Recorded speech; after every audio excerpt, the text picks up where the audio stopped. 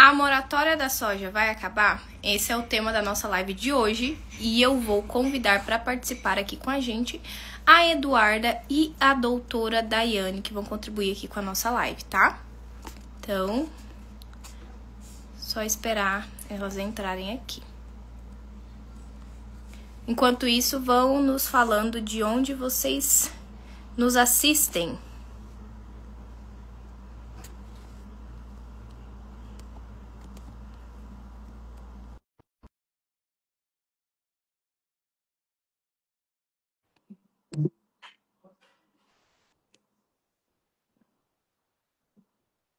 E quais são os assuntos aí que vocês querem saber sobre a moratória da soja? Então, a gente vai ter a doutora Daiane aqui, que é delegada da ProSoja, contribuindo com a gente.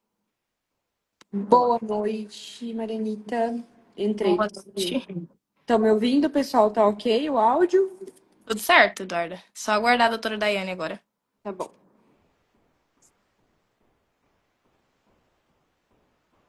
Ó, tem alguém aqui de Campo Novo do Parecis. A das terras da Eduarda.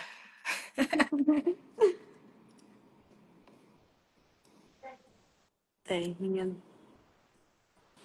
Conseguiu? Deixa eu ver aqui. Aqui, consegui convidar a doutora.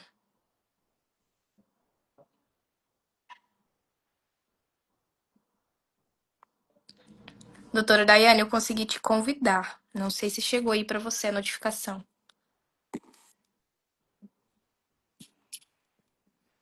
Boa.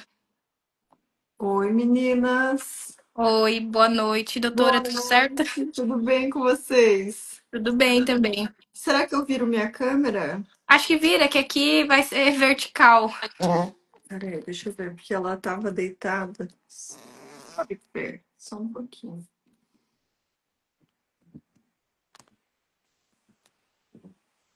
Enquanto isso, pessoal, vai dando feedback pra gente aí como que tá o áudio, se tá tudo certo. Eu tô ouvindo vocês bem. Boa, pra gente aqui tá muito bom também. Ver se eu faço uma coisa diferente aqui. A doutora tá acostumada com o agrodebate, né? Que é pra televisão. Sempre virada. É pra televisão, então é um pouco diferente. Então, vamos lá, Eduarda, pode puxar a frente aí pra gente. Você tá desligada, Eduarda, seu áudio. A Eduarda não tá ouvindo. Agora foi. Boa noite novamente, meninas. Boa noite, pessoal que estão nos assistindo aqui nessa noite de quinta-feira. Hoje nós abordaremos um tema aqui muito interessante, tanto para os clientes da doutora, quanto para os nossos clientes da Hemisfera. E aí eu gostaria já de deixar as meninas se apresentarem, depois eu me apresento, e aí a gente inicia a nossa roda de conversa. Pode ser? Boa, Então, pode ser. pode começar, doutora. Pode começar por você, depois a Marinita e depois eu me apresento. Bem, boa noite a todos. Meu nome é Daiane Kirneb, eu sou advogada, especialista em agronegócio.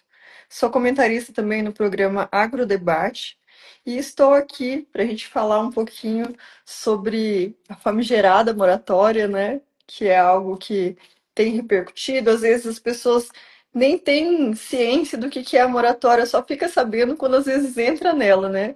Então, a gente vai falar sobre um tema muito relevante. Fiquem aqui com a gente, mandem perguntas também. Estamos aqui à disposição.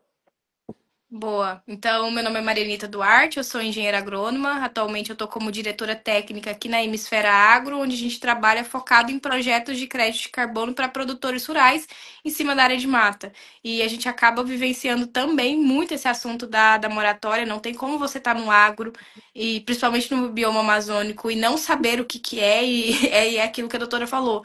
Se você não sabe e você é produtor, infelizmente, o dia que você cair, você vai descobrir da forma mais triste possível. A gente vai até falar sobre isso.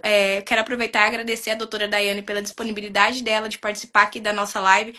Então, acompanho aí a doutora Daiane já há algum tempo, já participei lá do Agrodebate com a convite dela. E assim, a doutora Daiane, aproveitem muito, porque ela tem bastante conteúdo e bastante know-how no assunto. A doutora também é delegada da ProSoja aqui do Mato Grosso. Então, a ProSoja é a instituição que está em defesa do produtor rural em várias pautas. E a principal que a gente vai falar aqui hoje é a moratória da soja, né? Isso aí. Então, pessoal, meu nome é Eduarda, sou aqui da Hemisfera, diretamente da Hemisfera. Eu sou assessora administrativa aqui na empresa e estou aí, né, na caminhada com o pessoal junto, em busca das melhores. Somos uma assessoria, né, do mercado de crédito de carbono e estamos sempre trazendo conteúdos aqui para nossa página que sejam também de interesse de todos os nossos clientes, assim como os clientes da doutora, para que não seja só um conteúdo, mas sim uma informação, né, para o produtor. Assim como a doutora falou e a Marianita, às vezes o produtor nem sabe o que é e acaba entrando, então a gente trouxe esse assunto aqui para poder informar vocês e também mostrar a doutora trazer todo o conhecimento para a gente nessa roda de conversas. Seria Boa. isso.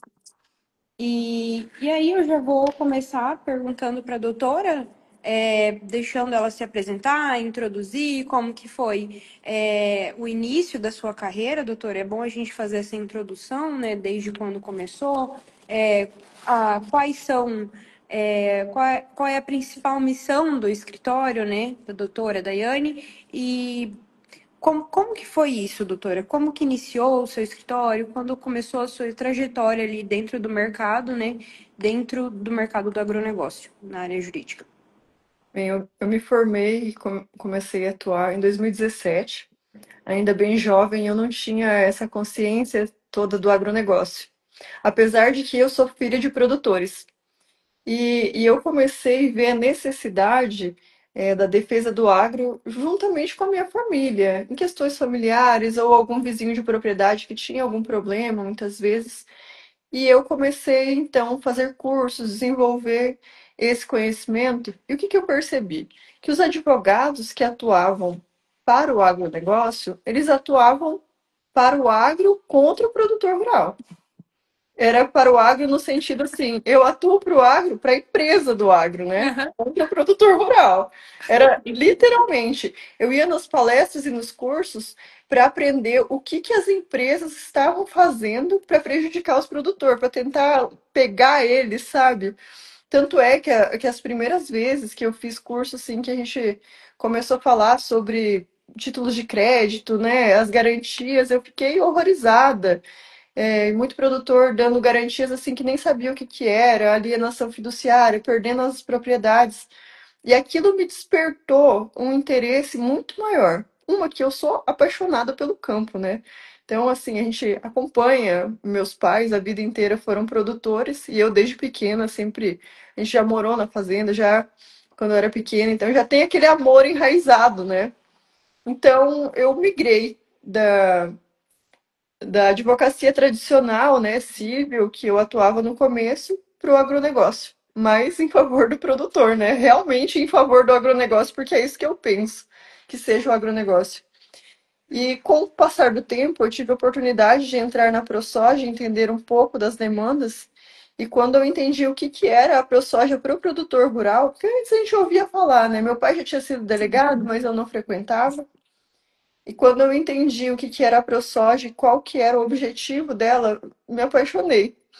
E daí veio a situação, principalmente da questão de comunicar o agro, porque eu vejo que as pessoas não sabem o que é o agronegócio. Muitas vezes criticam, né, e trazem verdades, falácias, e é o que tem acontecido aqui. O nosso Brasil, ele tem que mostrar a verdade, a nossa agricultura, ela é sustentável. Então eu aceitei o desafio de de ser comentarista de um programa do Agrodebate para trazer a verdade, porque eu sei o que que é, o que que acontece no campo. Então eu posso falar muito bem, né, das realidades do que é passado, do que é sofrido. Então, nisso eu entrei na ProSoja, eu entrei na TV. Foi uma mistura assim de um conjunto de paixões únicas. E daí, nesse sentido, a gente começou a perceber o quanto que algumas conjunturas faziam mal, né, para os produtores. E aqui, falando da moratória principalmente, uma das primeiras palestras que eu assisti do pessoal da ProSoja seria falando da moratória da soja. E daí que a gente veio entender um pouco do que era a moratória da soja, o quanto que ela é prejudicial, né? Porque quando a gente conversava, estávamos tentando, naquele momento, verificar uma possibilidade em retirar essa moratória, né, para ela parar de existir. E esse assunto surgiu dessa forma. E já fazem muitos anos que eu ouvi pela primeira vez, e ainda estamos com esse assunto aqui, né, discutindo ainda ele, um assunto que parece tão banal, que parece tão óbvio que não é, que não deveria estar vigente, e ainda estamos aqui. Mas aí, se você quiser fazer mais alguma palavra, senão eu já vou iniciar sobre a moratória. Ô, Eduarda, deixa eu só dar um gancho aqui para a doutora Daiane. Então, assim, para quem não sabe o que é moratória, eu acho muito difícil, mas assim, a moratória é um acordo comercial em que as empresas que são signatárias, elas acordaram ali que elas não vão comercializar, não vão fazer aquisição, não vão fazer comercialização de soja de áreas que foram desmatadas depois de 22 de julho de 2008. E a moratória não nasceu ontem, que é muito importante a gente falar. Isso começou lá atrás, salvo engano, em 2006. Então é algo que está no mercado aí há quase 20 anos. Não foi algo que começou grande, veio e acabou com o produtor rural e chegou nesse ponto que a gente está hoje. Foi algo que veio sendo construído com consistência. Então, consistência em que sentido que eu faço, que eu falo? As empresas que foram se tornando signatárias não foi do dia para o outro, foi algo que foi vindo na maciota, foi acontecendo, a gente foi deixando de lado porque não estava incomodando ainda. Quando chegou a incomodar, que a gente viu o tamanho da complexidade do negócio, ficou muito grande. Então, assim, é aquilo que eu falo. As coisas, elas não nascem grande do dia para o outro. A gente tem que tomar cuidado com iniciativas que começam com a narrativa bonita, com um negócio muito legal, que diz que é para ajudar o meio ambiente. A gente tem que ver o que está por trás dessa narrativa. Então, eu vejo muito disso dentro da moratória. E aí, beleza, não vou fazer aquisição de soja de áreas desmatadas depois de 22 de julho de 2008. E assim, gente, é de nenhuma área que foi desmatada. E aí, depois a doutora vai conseguir explicar pra gente que não é só da área que foi desmatada.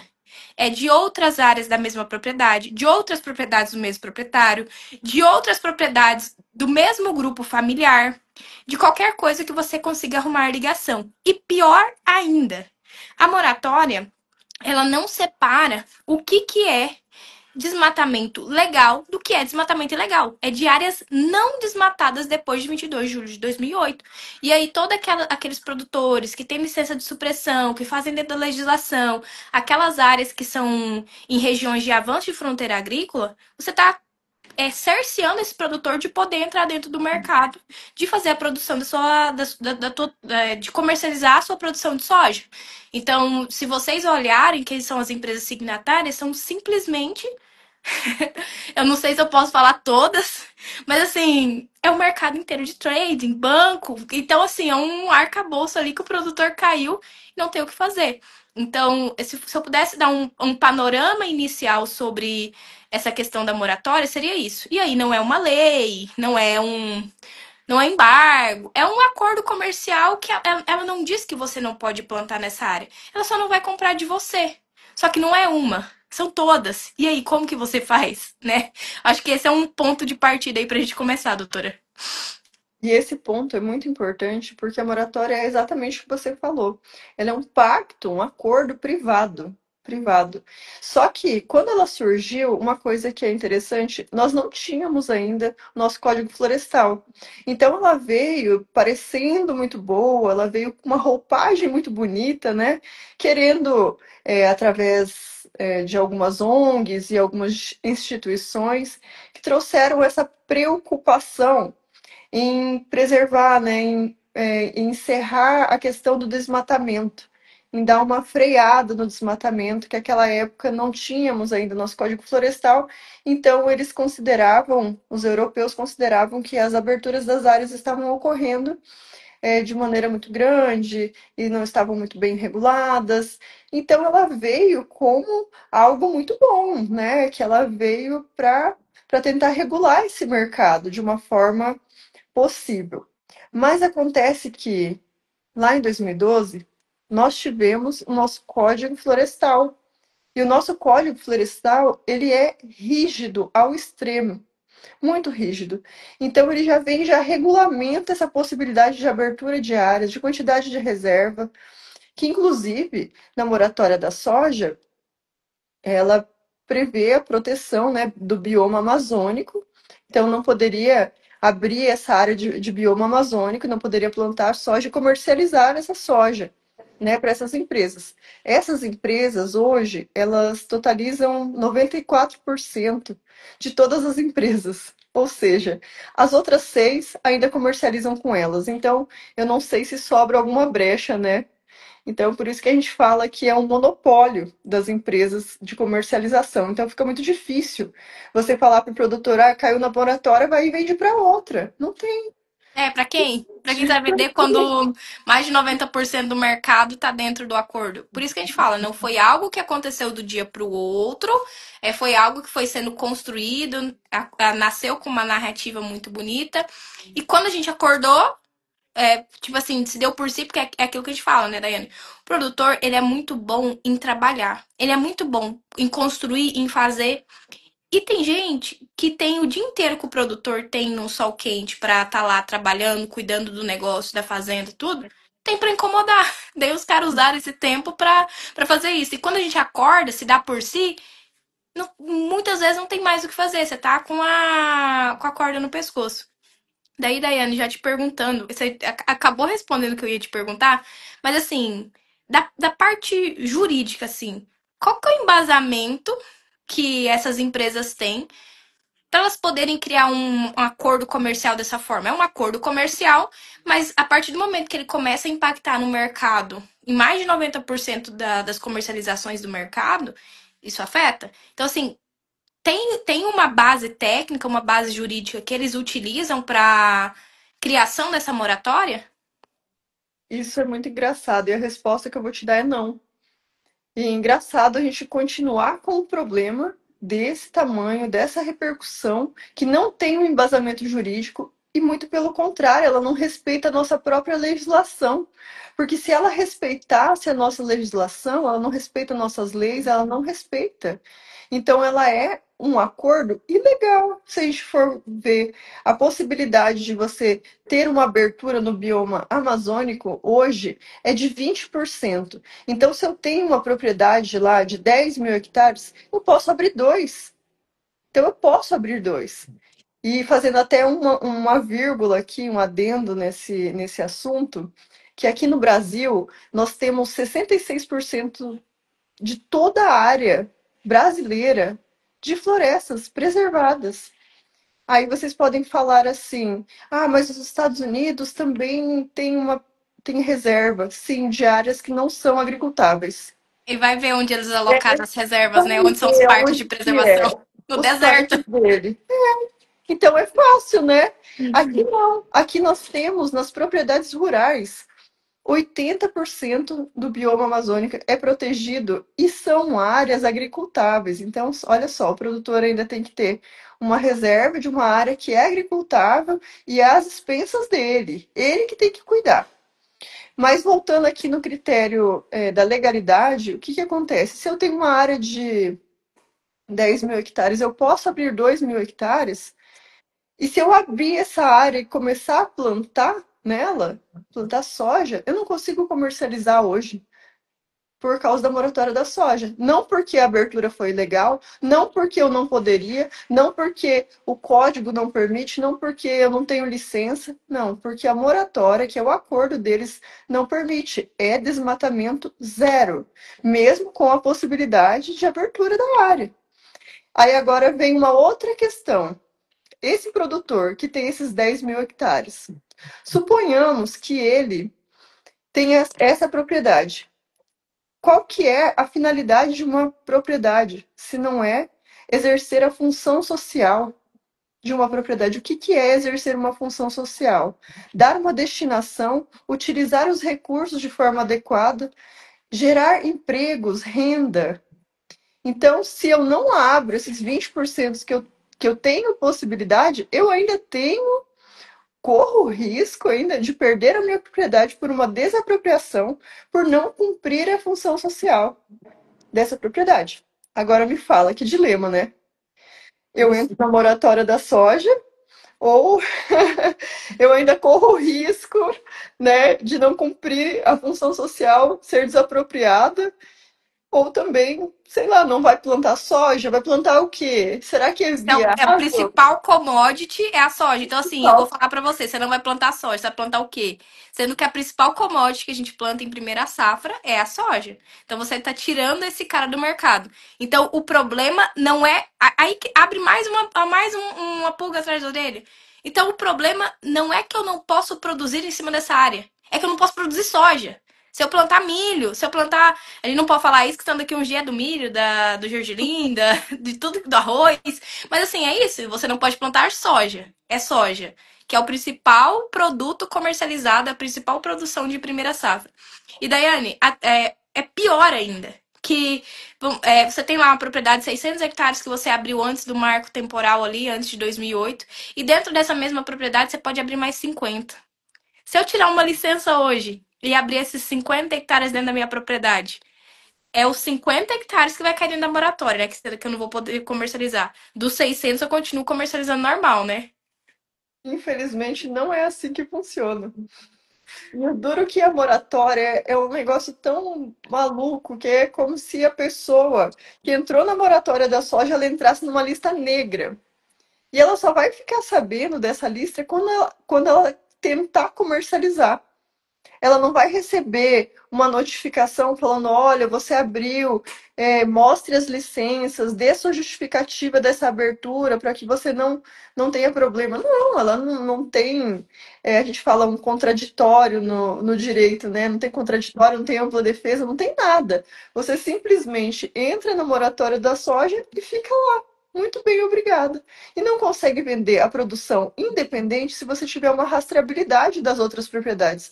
Independente, Marianita, se a gente tiver uma outra propriedade em outro lugar. Isso é muito triste. A gente tem até um caso de um produtor que é de Sorriso. Ele tem, eu acho que uma ou duas propriedades que somam 3.000 hectares. Ele comprou uma área menor ali perto de Sorriso para construir um armazém.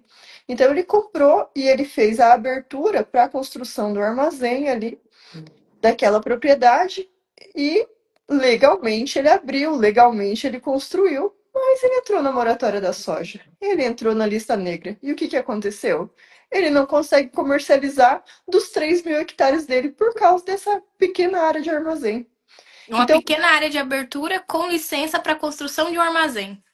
Absurdo. exatamente. E aí até vem de uma pergunta que a gente tinha formulado aqui para a doutora, né, Marianita? E como que seria, como que o produtor conseguiria sair da moratória? E aí eu acho que você já vai até adentrar sobre isso, né, doutora? Teria uma possibilidade dele sair? Como que ele faz? Olha, a questão da moratória da soja, como eu falei, ela não vem de um processo, ela não vem de nenhuma possibilidade, mas a gente sabe que foi fornecido a alguns produtores rurais um acordo com. Nossa, eu tive acesso ao acordo. Só quem teve para saber o absurdo que é. É como se fosse um contrato de adesão que você se compromete a nunca mais produzir soja nessa área. Nunca mais você pode produzir soja. Então, assim, se você fizer qualquer outro tipo de questionamento, qualquer coisa, eles nunca mais te respondem, não tem nem retorno. Não. Então, assim, eu não soube de nenhum produtor que conseguiu ter êxito em sair da moratória, mesmo assinando às vezes os acordos, né? Esses acordos absurdos que às vezes eles são obrigados a assinar. Mas por que eles são obrigados? Porque acontece o seguinte: o produtor está lá plantando muito bem, obrigada. E de repente, ele, na hora da safra, quando ele vai comercializar o grão dele, ele fica sabendo: não, não posso comprar sua soja. Por que não pode comprar sua soja? Por que não vai comprar minha soja? Ah, porque você tá numa lista, não sei o que, e aconteceu isso. Aí o produtor é pego de surpresa. E muitas vezes, no momento de desespero, porque ele precisa comercializar, ele ia atrás, ele fazia, assinava aquele termo. E a gente sabe de produtores que Que foi o caso até nosso, que o vizinho abriu e pegou uma beiradinha ali da nossa área, da nossa divisa, e meu pai entrou no moratório. Então, assim, não fomos nem nós nem sabíamos que tinha entrado, mas eles já estavam sabendo. E antes mesmo, acho que do IBAMA fazer qualquer notificação ou qualquer coisa, nós já estávamos na moratória. A moratória, ela tem um sistema muito integrado, porque essas empresas, elas estão investindo pesado, né? Muito mais até que eu acho que até o IBAMA e a SEMA, para detectar as coisas. Com certeza. Boa. É porque, assim, a SEMA no estado do Mato Grosso, se você qualquer alteração de uso de solo, eles já te notificam ali no CAR e se tem licença, tudo bem, mas se não tem, você já vai ficar com aquela área podendo ir para um embargo, alguma coisa do gênero. Quando a gente vai para. Assim, tem um procedimento, porque eu não sou da advocacia, entendo quase nada, mas eu sei que todo mundo tem direito de defesa. Então, Então, por exemplo, a minha propriedade foi embargada porque o vizinho, ele evadiu a divisa, ele entrou ali, ele pegou a minha área. Eu vou ter que justificar. Muito provavelmente aquela área eu vou ter que deixar ela regenerar, vou ter que aderir ao PRA, vou ter que fazer todo o procedimento ambiental ali, jurídico, para me fazer o desembargo daquela propriedade, e daí eu vou desembargar a minha propriedade. Então eu tenho um procedimento que eu vou sofrer, né, administrativo ali, alguns acho que vai para a esfera criminal, que tem a questão da tríplice responsabilidade, mas assim, eu vou sofrer ali a penalidade, mas eu vou conseguir sair dela.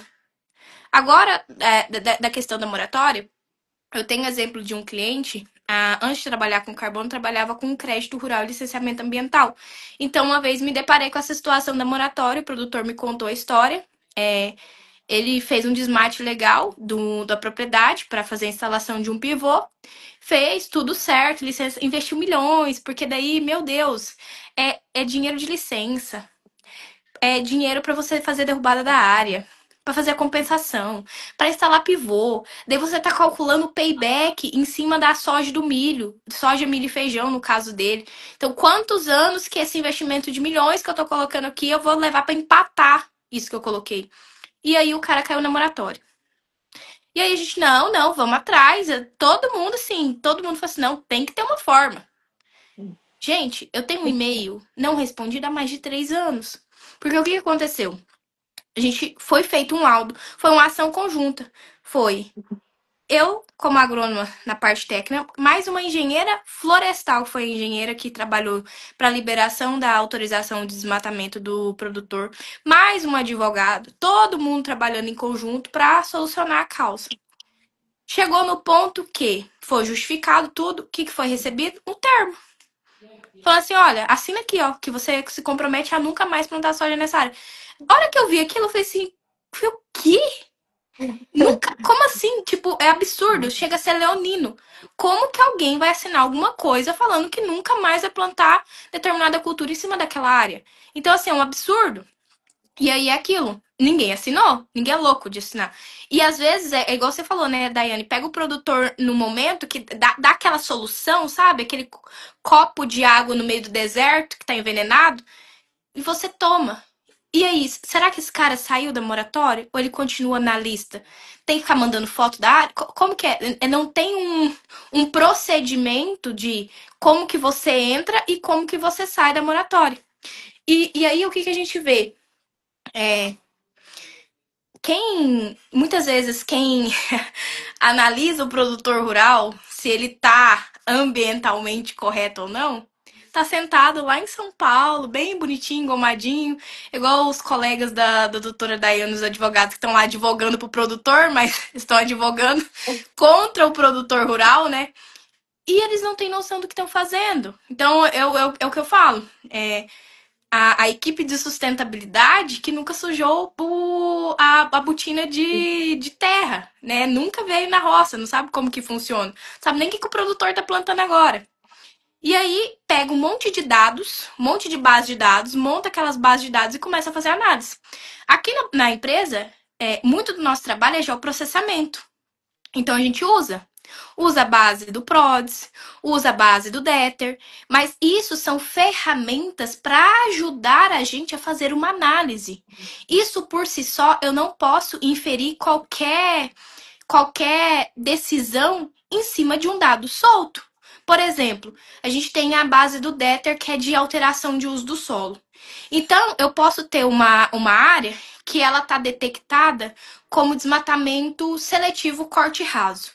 E aí eu olho lá, desmatamento seletivo corte raso. O que que isso sozinho infere para mim? Nada, nada.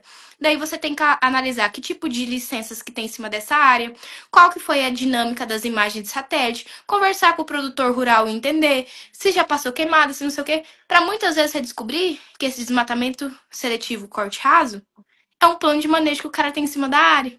Então, o que que esse dado descolado infere? Nada. Daí você pega uma base do PRODES, que é o que a ProSoja, a Biov gosta de usar, a Moratória gosta de usar, mostrando que aquela área ela teve, né, a alteração de solo, de mudança de vegetação depois de 2008. E se você caiu no PRODES, meu amigo, você está na lista da moratória. E aí, muitas vezes acontece também de ter o falso PRODES. Que aí a gente vê, por exemplo, pessoal da carne recorre muito quando cai na questão do falso PRODES, faz laudo, consegue sair, e da moratória. Então, assim, são vários dados que têm a tua importância dentro de uma análise, mas que sozinho não quer dizer nada. E aí usam dessas situações para tentar criar um arcabouço e justificar o que estão fazendo com o produtor rural. E assim, continua não justificando. E aí, Daiane, agora, na minha cabeça, o que não fecha é a conta. Então, assim, se todo mundo que desmatou depois de 22 de julho de 2008, desmatamento, eu tô falando só de desmatamento legal, não tô considerando aqui desmatamento ilegal. Vamos trabalhar com o produtor, que é aquele produtor organizado, que é a maioria do produtor. Eu desmatei ali 50 hectares na minha fazenda, eu planto 3.000, eu não vou conseguir comercializar a soja dos meus 3.050 agora, ou se eu tiver outras propriedades, ou se eu cair naquela questão de meu filho, meu neto, meu primo e todo mundo cair na lista, todas as fazendas vão ser penalizadas.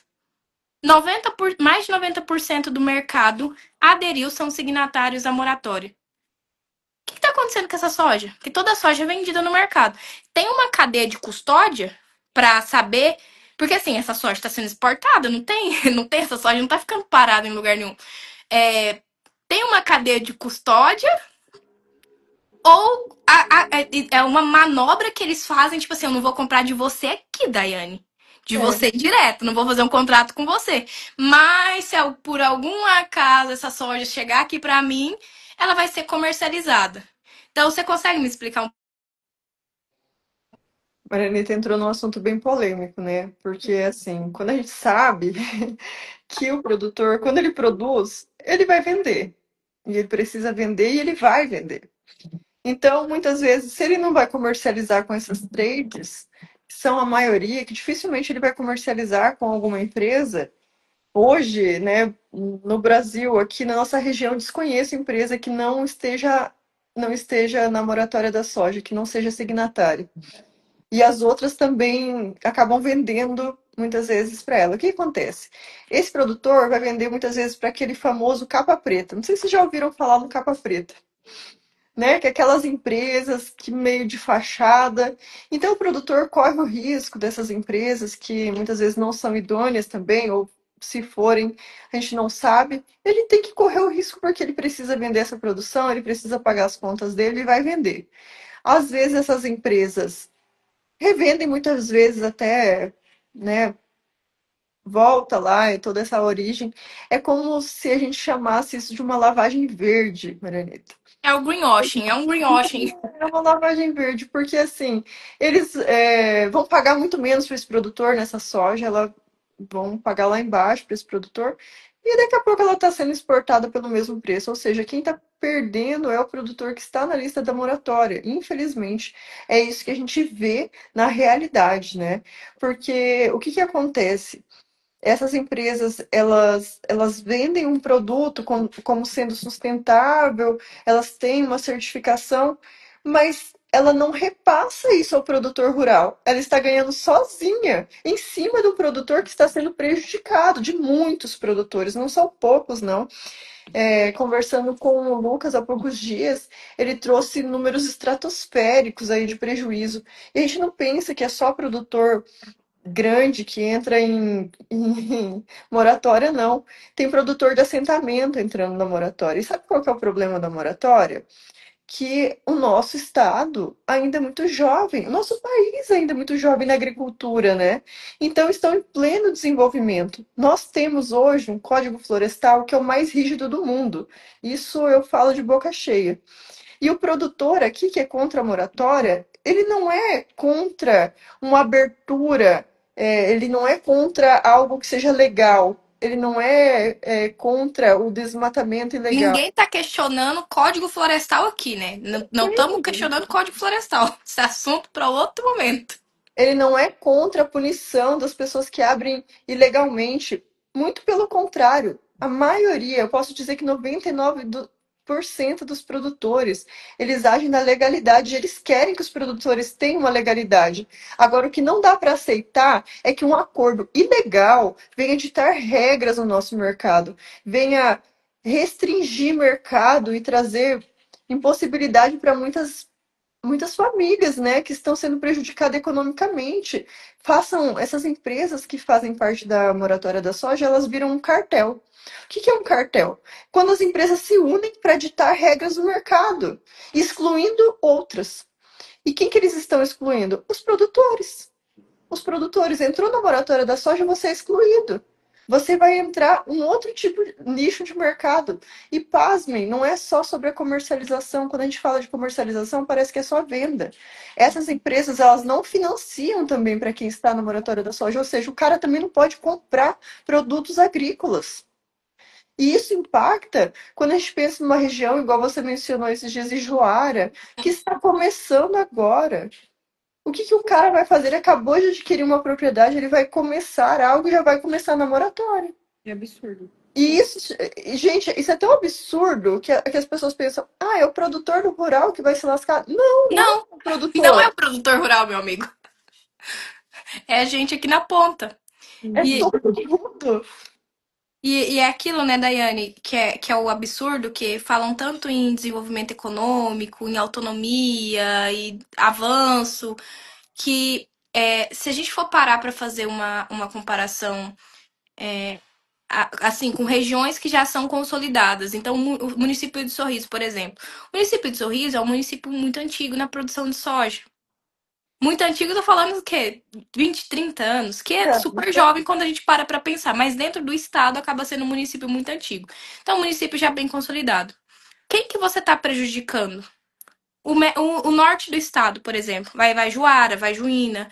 Vamos mais pra cima, vamos Colniza, vamos Cotriguaçu, Juruena, Aripuanã. Esses produtores que você tá falando pra eles, meu amigo, você não pode abrir e plantar soja, porque eu não vou comprar de você. Então, assim, você tá tirando a autonomia desse cara de poder produzir e desenvolver a região, levar desenvolvimento econômico. Por que que Sorriso, aqui esse eixo da 163, é uma região tão próspera? Foi por conta dessa produção que vem acontecendo há décadas. Não é algo que aconteceu do dia para o outro. Então, você está cerceando que esse desenvolvimento econômico chegue nessas regiões. Então, você está cerceando esse produtor, não só o produtor, de todo o município, de toda a região, de ter esse desenvolvimento econômico. Então, é muito complicado. E a forma que eles se posicionam também. Então, assim, olha, é um acordo. Não é que você não pode produzir. É que eu não vou comprar de você, só isso. Vende pra outro. E aí a gente volta na narrativa que a gente já falou. Então, assim, até agora, a gente conseguiu trazer um panorama geral de questão de histórico, como que funciona e como que se organiza. Mas assim, a gente precisa de uma luz, né, Daiane? No final do túnel também. Eu queria que você falasse um pouco pra gente, principalmente você que está dentro da ProSoja, e não tem como falar de moratória sem falar de ProSoja por conta do trabalho que eles desenvolvem aí há muito tempo em defesa do produtor rural. contar um pouco do histórico de atuação da ProSoja em defesa do produtor rural dentro dessa pauta. Porque, assim, não é uma coisa nova, não é algo que em uma reunião, em uma decisão, vai conseguir ser organizado, mas a ProSoja está um bom tempo de cima disso, debruçando em cima de dados, atrás de pessoas, de organizações, para conseguir desarticular esse cartel e dar de volta para o produtor rural a autonomia de comercialização da sua produção. Então, Daiane, se você puder explicar um pouco para nós de como começou, eu lembro de algumas coisas assim bem vagas, né, na memória da questão de lá atrás teve uma votação, foi atrás dos prefeitos, para conseguir quórum político para ter peso nessa decisão. Daí depois teve a questão do Cariani, tudo isso. Agora teve essa questão da liminar. Se você puder contar um pouco desse histórico de atuação para resolver essa questão da moratória. Sim, é um histórico bem grande, inclusive. Eu espero não esquecer de nada aqui, porque essa luta, eu falo que é uma luta. E é uma luta assim que parece até injusta, né? Quando você está lutando com algo ilegal. Mas veja só, iniciaram pelas tratativas com os prefeitos, todos foram contrários. Por que que os prefeitos são contrários, os vereadores são contrários, todos assinaram, né, uma moção tentando derrubar essa questão da moratória, porque a moratória ela tem impedido o desenvolvimento econômico e sustentável das cidades. Está deixando de dinheiro para as cidades, para a saúde, para a educação. Então, está deixando de entrar recursos para essas cidades. Então, o que, que aconteceu? Mais de 100 prefeitos do estado de Mato Grosso assinaram. Inúmeros, milhares de vereadores também assinaram. Foi levado até o governador, que também é contrário à moratória da soja, ele também já tem esse posicionamento público, inclusive. E depois dessa reunião, dessas assinaturas, o que, que eles fizeram? Duas ações na Câmara dos Deputados, duas ações, audiências públicas, né? Eles fizeram essas audiências públicas com a Biov, na tentativa de chegar num acordo, de terminar, né, com a moratória da soja, mas assim, infrutíferas. Depois essas audiências públicas que foram infrutíferas, a própria Câmara dos Deputados levou até o CAD, né, fez a denúncia ao CAD, denúncias ao CAD, inclusive por algumas outras entidades que nem são a ProSoja, nem são só a ProSoja, que são outras entidades que também têm a mesma consciência que ela está sendo muito prejudicial. Então, o CAD também, nessa investigação, teve no meio disso, depois dessa denúncia, ainda teve o projeto de lei de autoria do deputado Catani. Não sei se vocês chegaram a acompanhar toda a polêmica que foi esse projeto de lei. Esse projeto de lei do Catani, ele tira incentivos fiscais para aquelas empresas que são signatárias da moratória da soja. Foi muito discutida essa lei, inclusive entraram com uma ADIM no STF para considerar ela inconstitucional. O próprio STF reconheceu a constitucionalidade depois dessa lei e agora ela vai começar a vigorar em janeiro. Tá, tem tudo isso. Teve conversa com o governador, teve compromisso da Biov em terminar com a moratória em 2025.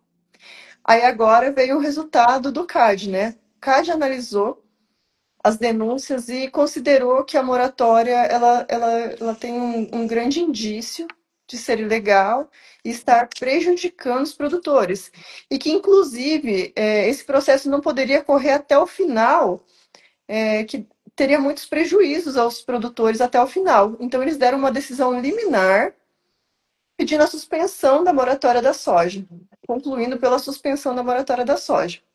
Nós ficamos muito felizes, muito, né, entusiasmado, até assim, poucos dias depois, tivemos uma decisão do Tribunal de Brasília, né, uma decisão federal,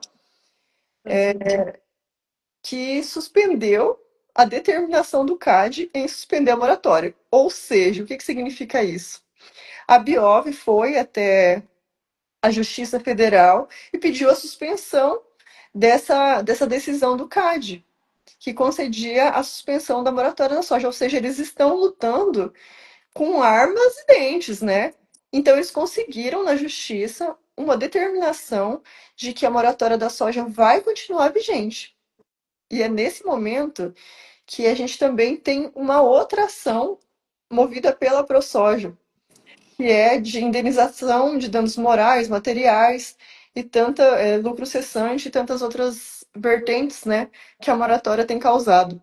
E em patamares assim de bilhões já está essa ação, porque foi considerado que a quantidade de prejuízo que tem causado ao estado de Mato Grosso, ela é imensurável praticamente, e os números são estratosféricos, né? Que tem considerado, imagine, um produtor de soja que entra na moratória, ele perde, um produtor, vamos falar de um produtor médio de 1.000 hectares, ele perde por comercialização ali de ano safra R$ 500.000 se ele tiver na moratória. É um cálculo médio assim.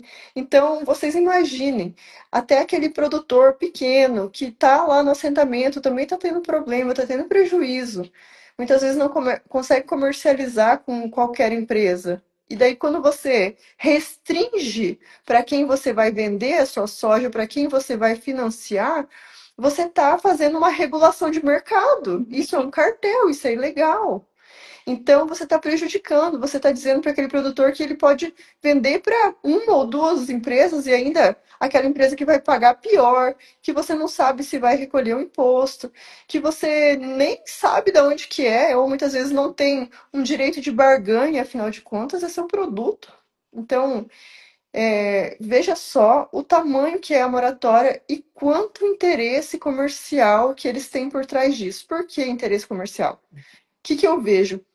Quem faz parte da moratória da soja, a gente sabe que tem muitas empresas, né? A gente sabe até, é engraçado Só até, dar eles um falam, Google, né, a doutora? Dá um Google Cargill, lá e descobrir quem são as Cargill. signatárias. A Cargill é um exemplo de uma empresa que era signatária à moratória da soja e caiu na moratória da soja. Veja só. Meu Deus. Nós tivemos esse tipo de exemplo. E daí a gente escutou rumores, a Cargill vai sair da moratória da soja.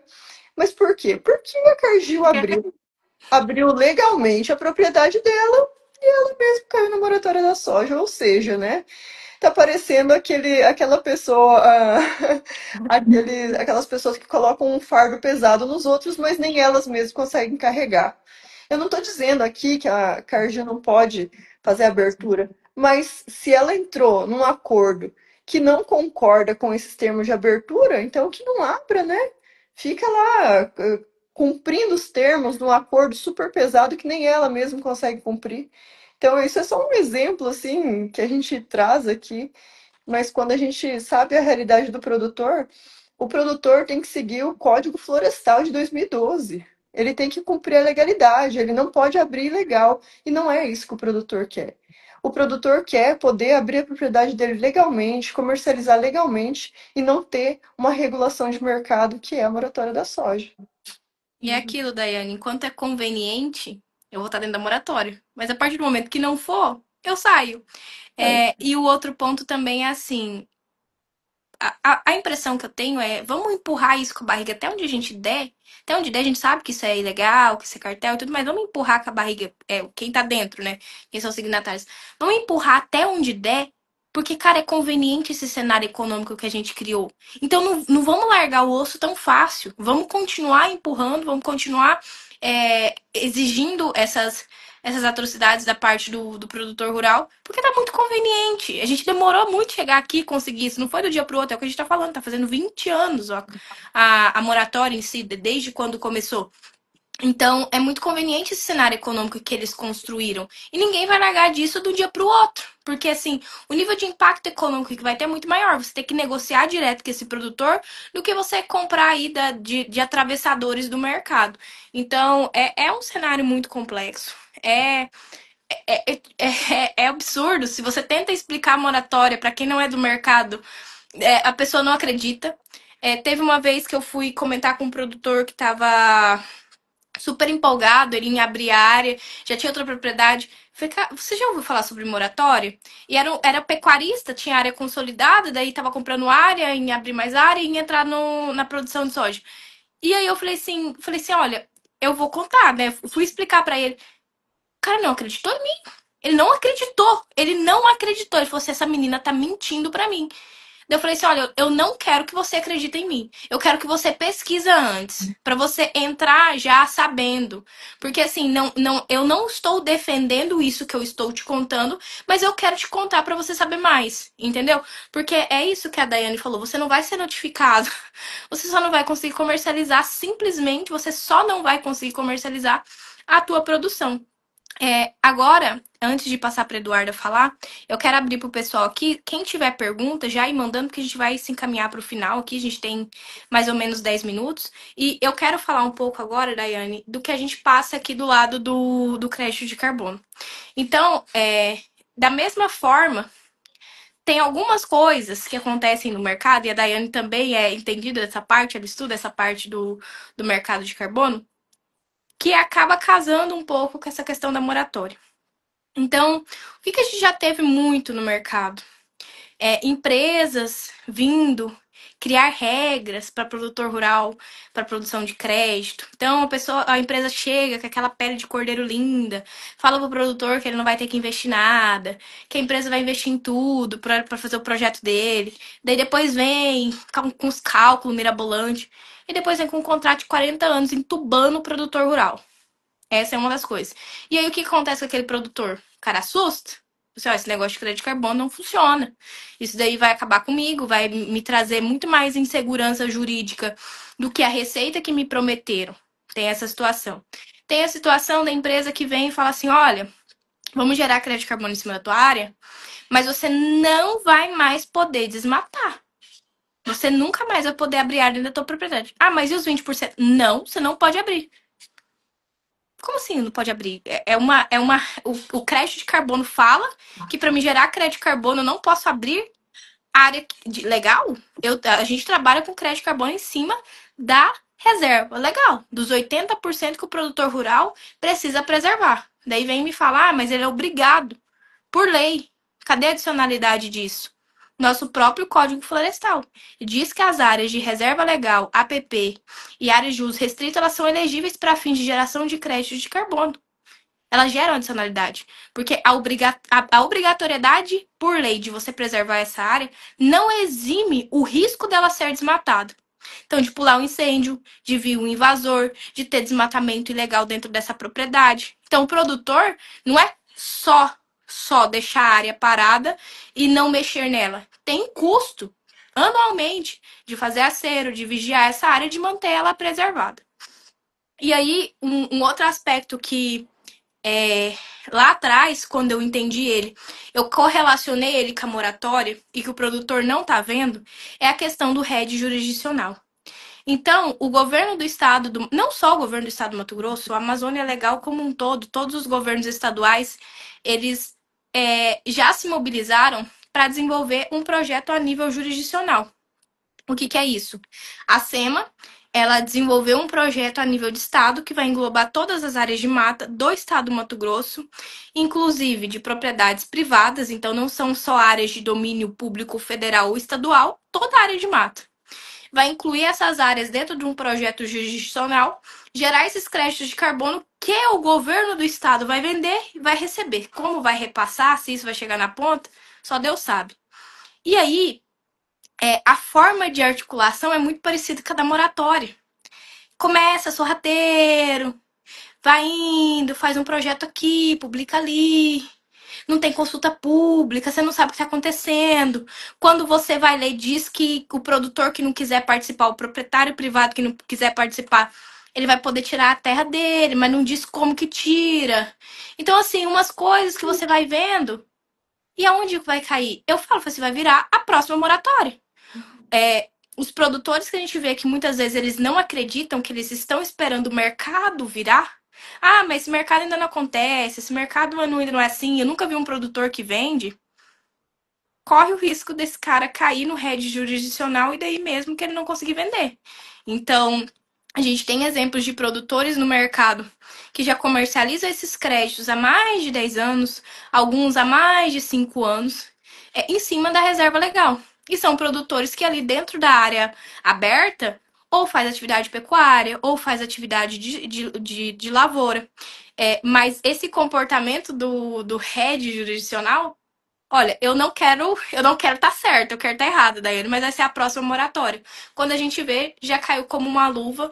Tá, o texto, o projeto está publicado e assinado desde 2023. Eu duvido que algum produtor já viu um projeto daquele falando que a área dele vai gerar crédito de carbono para o Estado. Duvido que alguém foi consultado, porque até a própria SEMA não é tão aberta com isso. E daí, Eduardo, antes de passar para você, a nossa secretária, ela é bem participativa dessas pautas sustentáveis. Eu nunca vi um comunicado deles quanto à questão da moratória. Mas assim, nessa parte de carbono, a gente foi num evento a nível nacional, o maior evento de crédito de carbono a nível nacional agora, pouco mais de 2 meses. Ela estava palestrando no evento de carbono, dando exemplo do Mato Grosso. Então, assim, e agora, essa semana, né, Eduarda? Até a Eduarda participou, ela consegue falar mais. Foi perguntado para ela sobre a questão do RED jurisdicional. Mato Grosso recebe de europeu, então da Alemanha e do Reino Unido, desde 2017, pagamentos por serviços ambientais pelo Rei Mato Grosso. São em torno. 247 milhões foram recebidos. Quanto? 247 milhões de 2018 a 2023. Então, assim, por pagamentos por serviços ambientais de reduzir o desmatamento dentro do estado. Então, e Eduardo, o que a Maureen falou no evento quando ela foi perguntada sobre o RED jurisdicional? Na verdade, é um assunto meio delicado, né? Tanto que na hora que foi perguntado, ela não quis meio falar o que estava acontecendo, até porque tinha a procuradora do estado, Para. na verdade, da Secretaria, né, do Meio Ambiente do Pará. E o Pará, eles já estão muito bem avançados no rede jurisdicional, tanto que eles têm um sistema, eles estão, assim, bem avançados. Mas no Mato Grosso, ficou meio por debaixo dos panos, está por debaixo dos panos, porque a única coisa que foi dita foi que possui já o rei Mato Grosso, que eles não quiseram entrar muito a fundo, mas a gente sabe o quanto que eles recebem, né, pela preservação do produtor rural, e dentro ainda do site do rei Mato Grosso, eles deixam bem claro que quem faz a preservação, na verdade, são os pequenos produtores, né? Agricultura familiar, na verdade, não é nem o pequeno produtor, é aquela agricultura familiar, e os povos indígenas. E todo esse valor arrecadado, ele é diretamente injetado para esses tipos de programas. Então, assim, a gente estava até conversando, eu e a Marinita, hoje sobre isso, porque a moratória é bem como o rede jurisdicional vai funcionar. Vai ser na calada da noite que vai acontecer. Não vai haver uma notificação. E a lei, ela é um pouco omissa de como isso vai acontecer para a gente se retirar do rede jurisdicional. Mas ela deixa, assim, uma abertura imensa. É uma coisa, assim, até meio inconstitucional, assim como a moratória. Então, é uma coisa que o produtor rural, ele tem que se atentar, assim, parar para ver essa situação da moratória, ver tudo o que está acontecendo e parar para pensar, realmente, o mercado está aí, ele acontece, e o Estado, inclusive, já está fazendo, mas está fazendo na calada. Então, a hora que acontecer, a hora que entrar a área do proprietário no rede jurisdicional, fala-se, a gente escuta, inclusive, do próprio Estado, pessoas de dentro dos programas dentro dos estados, falando que vai ser uma coisa super fácil de ser feita. De Mas a tirar gente a sabe área. que não Eu é quero bem ver assim. como. Eu quero ver como, doutora. Eu até falo assim pro pessoal do direito, estudem rede jurisdicional, porque os advogados vão ganhar muito dinheiro com isso. Porque o que vai ter de gente querendo sair disso e não vai conseguir, vai ser absurdo, vai dar muito honorário aí. E, Porque inclusive, eles falam, né, Marianita, que o produtor vai receber sim pela venda dos créditos. Mas como? Como que isso vai acontecer? Ninguém sabe. é bem complexo essa questão. Então, assim, todos os documentos são públicos. Então, a gente tem até vídeo no YouTube ensinando o pessoal a acessar e ter acesso ao texto, ao projeto que foi publicado pelo governo do estado, que está assinado, está protocolado desde 2023, mostrando essa questão. Então, o que vai acontecer? O que acontece, por exemplo, com a minha área depois que ela entrou no rede jurisdicional? Eu não consigo mais gerar crédito de carbono dentro num projeto particular. Eu perdi esse direito. E daí eu tenho que remover a minha área para poder fazer um projeto particular. E aí o grande pulo do gato tá nisso daqui. Remover a área. que é mais ou menos o que a moratória faz com a gente. Fala assim, é só não plantar soja. Ou é só não vender para mim, vende para outro. Tá, aqui que tá o ponto. Como que isso vai ser feito? Então, é tudo isso. É mais uma coisa para a gente se preocupar, mais uma coisa que vai tirar o sono do produtor rural. E para encerrar da minha parte, Daiane, e passar a palavra para você também, é o seguinte: da nossa parte, como que o produtor rural ele pode se defender? Primeiro, não pode ter sobreposição de projetos. Então, você não pode ter mais de um projeto de carbono em cima da mesma área. Então, o que, que o RED jurisdicional ele tem que considerar? Todos os projetos que estão na verra, eles vão ter que ser removidos da contabilização jurisdicional. Então, quem tiver um projeto já no mercado voluntário, na verra, ele não vai poder entrar dentro do RED jurisdicional. Diz que quem entrar no RED jurisdicional vai conseguir sair, a gente não sabe como. Então, eles têm que considerar todas essas áreas e reduzir da contagem para não ter dupla contagem de créditos de carbono. E hoje, um produtor rural aqui dentro da hemisfera, como que a gente faz? Acima de 1.000 hectares de área de mata dentro do bioma amazônico, com a propriedade documentada, a gente analisa essa área sem custo algum para o produtor rural. E no mesmo dia, com prazo de um dia, a gente diz para ele se aquela área é viável ou não para trabalhar com o projeto. E qual que é a receita em cima daquela área, que é o que a gente quer saber. Quanto que você vai poder rentabilizar em cima dessa propriedade rural. E tudo isso com conhecimento. Então, levando uma consultoria, explicando para o produtor, levando conhecimento para ele, explicando como que ele vai sair de um lado e vai chegar lá no outro, gerando esse crédito de carbono aí. Beleza? Daiane, eu vou passar para você, se você quiser falar mais alguma coisa, contribuir com alguma coisa. Eu prometi para Daiane que eu liberava ela com 1 hora e eu já tô 1 minuto atrasada. Não, tá tudo bem. É porque eu sempre falo, Marianeta, que quando o assunto é bom, ele tem que demorar um pouco mais, né? Até porque senão fica muito vago e a gente tem tanta informação aqui que muitas vezes o produtor não sabe o que está acontecendo. Deu uma leve travada aqui, nós estamos num período de chuva, a internet está oscilando. Mas, assim, o que eu posso dizer hoje para o produtor rural que tem alguma dificuldade, que tem alguma dúvida, procure sempre para soja, procure um delegado, né, para se informar melhor, igual você fez, trouxe essa informação para esse produtor rural já se antecipar para não ter esses problemas, né, porque a gente gosta de trabalhar sempre preventivamente. Da mesma forma que você está falando do rede jurisdicionado, o produtor ele pode se antecipar conhecendo do assunto e colocando ele no radar. Claro que muitas vezes é difícil a gente conseguir estar antenado a tudo, porque são muitas situações, né? O produtor tem muito trabalho, ele tem que cuidar de produção, ele tem que cuidar do financeiro, ele tem que cuidar de equipamentos, ele tem que cuidar de funcionário, é muita situação.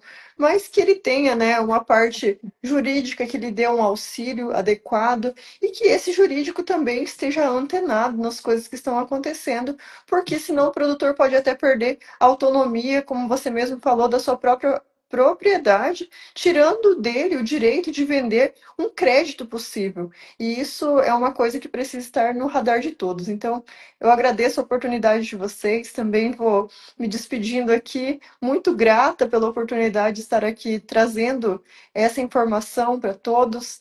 E também um prazer estar de volta com vocês, meninas. Foi muito bom. Um beijo a todos, uma ótima noite.